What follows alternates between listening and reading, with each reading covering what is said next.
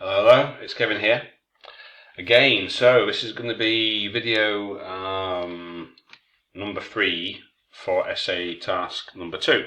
Okay, so we started looking at Cambridge 17, as you know. We did the first one. I think both videos were posted yesterday, or at least one video was posted. That was the one about taking risks. So that was good. The second one, I've got it here. I wrote a sample for it. Okay. This is one about professionals, doctors and engineers should be required to work in the country where they did their training. Others believe they should be free to work in another country. Discuss both views and give your opinion. So, we'll take a look at mine at first, then we'll take a look at yours. I've got 5 essays to look at, so I might break the video into 2 like I did yesterday, because otherwise it's going to be at least 30 minutes, and that might be a little bit much to download and to watch. So, let's take a look at mine first. So, introduction. According to some, it should be obligatory for professional people, such as those in medicine and engineering, to work in the same country where they were trained. Okay, so that's the paraphrase part. So if it says some people, you can simply say according to some. Now, I've seen a few other people trying to paraphrase this with all different kind of a certain category of people. What's that mean? Just all you've got to do is keep it simple. According to some. If you don't want to say some people, just say according to some. All right. So should be required, should be obligatory. Professionals, professional people, such as those in doctors, medicine, engineers, engineering. To work in the country, in the same country where they were trained, instead of in the country where they did their training. Whereas others would argue, such people should be free to work wherever in the world they wish. Okay, so that's your paraphrase. Okay. In my view, such highly skilled staff should have to complete some service in their own country before being allowed to emigrate. So I say, well, yeah, I can see both sides, because it is a discussion, so it's like a balanced essay. And I'm saying, well, true, they should be able to do so, but if the state has paid for their training, they need to give or pay some of that back first. So let's take a look. Highly skilled jobs of this type take several years to master, are usually paid for or heavily subsidised by the state. That being so, is it fair to the taxpayers who are paying to have these valuable members of society leave at the first opportunity? So that's quite fair. Why should we pay by our taxes for their training if once they graduate they're just going to leave? That's no good. For example, many medical personnel from the developing world go to work in America or the UK. I say this is beneficial for the receiving countries, not so good for the less well-off nations who have to have or suffer less effective healthcare system as a consequence. Okay. Second view. Some, however, would argue that every individual has a right to move and practice their profession in any country they choose. If this were true, the obvious outcome would be a skill shortage or a brain drain in those countries that could least afford it. So if all the doctors and engineers and scientists, etc., all of a sudden said, my home country's a bit shit, I'll go and live in America, their home countries would not be so good, and these are the countries that can least afford to lose these people. Example, a fairer option, for example, would be something like in Turkey, where doctors have to practice in some remote town or village for a couple of years after their training, to pay some of it back. After this, they can move. I know that this is true. I've got quite a few students in Turkey, quite a number of whom are doctors, and this is what they do. the state pays for their training, and they have to do a year or two of service. And it's the same in Korea and other countries also, which I think is perfectly fair. In conclusion, despite freedom of movement being intuitively a common good, I would argue that some workers with particular skills, especially if trained at taxpayers' expense, should practice in their own country for some time. Then, after a suitable period has passed, they can be free to practice their professions abroad. Okay, so that's quite fair, I think. It's a discussion, it's a balanced essay. However, I can see this, but I really think blah, blah, blah. So my opinion is clear all the way. I've said, okay, I sympathise, but we have to consider, etc., etc. Okay, that's quite straightforward. Now, I've got yours here, wherever I put them. Here we go. So, let's take a look at these. Okay, let's take a look at this first essay. While some people tend to think it's about people especially in a particular field who are going to get educated, others are obviously going to chance who's going to want to work in. Okay, yeah, that's pretty straightforward. Okay. I believe that giving people the freedom. What's wrong with personal? Is only one L? No. I believe that giving people the freedom to choose on their workplace can provide them better job prospects. Okay, that's a good, clear introduction. Now, it's always on the one hand, on the other hand, not on one side. Working in the country where your features in training can be considered as an important factor, as workers are more likely to find a job with great financial rewards. Right. So I think what the crux of this essay is about is the angle that I took. The approach that I took. It's essentially about professionals, especially doctors, health care workers, etc., from the so-called the global south or the third world or whatever, less developing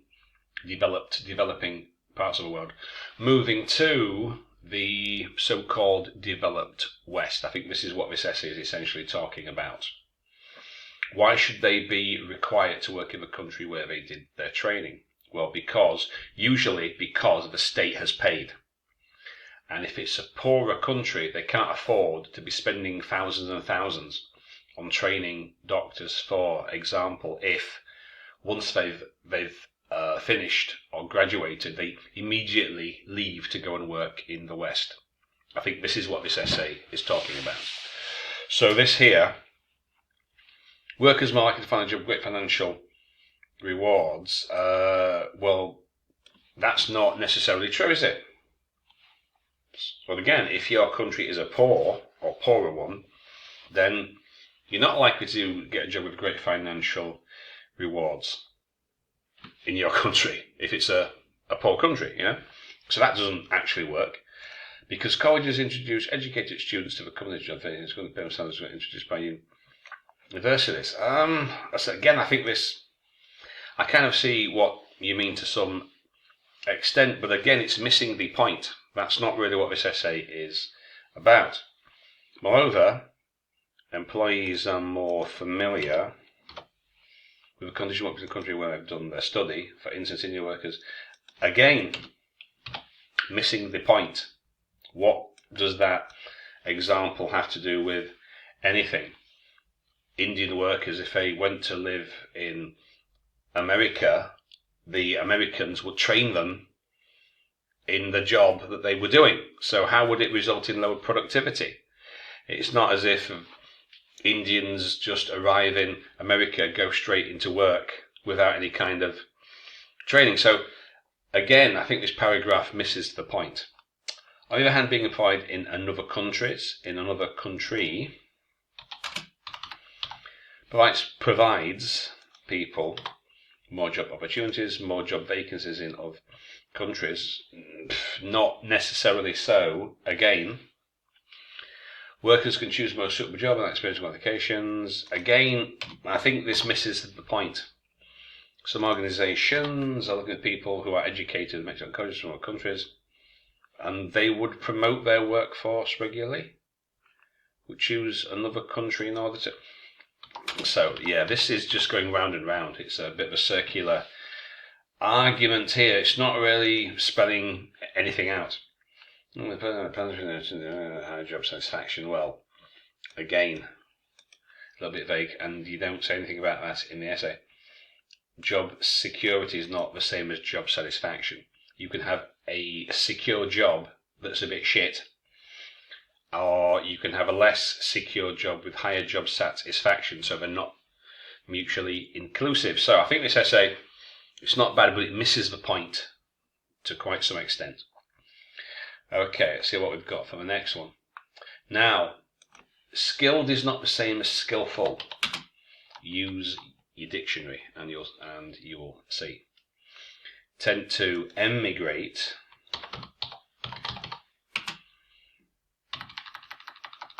Well, it doesn't say that in the topic. It says some people think certain key workers should have to stay and work where they trained. Others believe they should be free to go. So many skilled workers tend to emigrate. Well, they don't. Not many. Some do, not many, I would say. Opinions are deeply divided. No, they're not. Where does it say that? Where does it say they are deeply divided? I can't see anywhere where it says that. So what time has to remain for individuals to choose where to work? Okay. Advocators of the fact. You mean some people? Advocators of the fact professionals have to stay in the country, and it's not a fact. It's an opinion. Because it's not, if it were fact, it wouldn't say discuss, because it's an opinion. So it's kind of a talk really that they were invested on, that as they were invested in by the government, they are lifelong indebted. They are lifelong indebted to work and make their hometown, well, it's not hometown, is it? Home country. A utopia? Well, that's not what they're expected to actually do.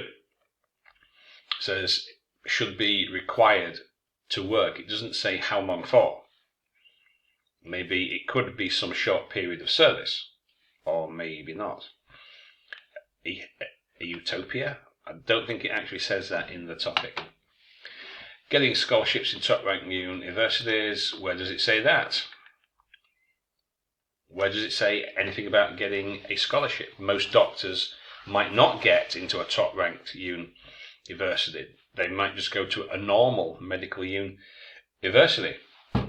They are trained to or trained in some lucrative jobs, which mean doctors or engineers. So you're adding things here that it doesn't say. It doesn't mention this in the topic. It simply says some people think that certain skilled workers, such as engineers, conductors, should work where they were trained. Why? Because presumably, like you say here, the government spent a lot of money on their training, so therefore they should pay it back. Others believe they should be free to wander wherever. So it doesn't say anything about utopia, getting scholarships. It doesn't say that.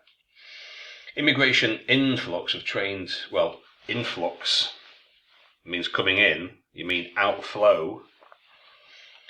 Immigration outflow and immigration outflow, or the immigration outflow. Influx means it's coming in.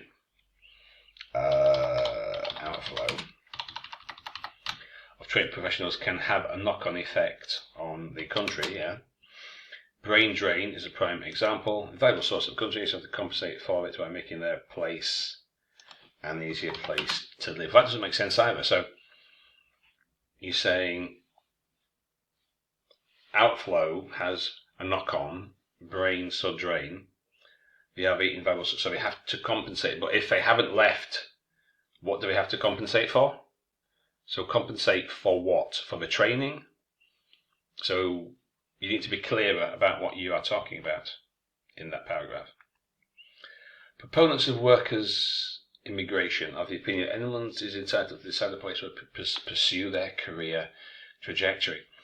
This is a long-winded way of saying choosing where they can work. Terms of workers are complaining of the fact that the more they put effort into action, the less they are paid. But you'd have to explain what that means. Put effort into action, the less they're paid, which means to go to another country. Why it's another country, as in one more, or other countries? So I don't know why you're mixing your subjects and verbs up. Countries. Okay. Sometimes fast track schemes available. What are available? Where there is worth travelling. Is available, which are worth travelling. What travelling to, as they are provide. I'm not really sure what you're trying to say here. Is it passive? Is it active? As they provide opportunities to hone their hands-on skills. So this is a bit confusing here. So you say everyone should be able to choose where they work. And you say many of these workers are complaining that the more that they do, the less they're paid. Well, why would you get paid less the more that you do? I.e., you don't get paid as much as you might earn in a different country, but that's not the same thing. And then some fast-track schemes. In India, many people get to a job because in Germany where can broaden their horizon in the fields of their career. So, again, that doesn't really tell me if that's a good thing or a bad thing. So, in conclusion, it has been lengthy discussion. Well, there hasn't. Where is this lengthy discussion? There has been a lengthy discussion. A fact over the fact that over where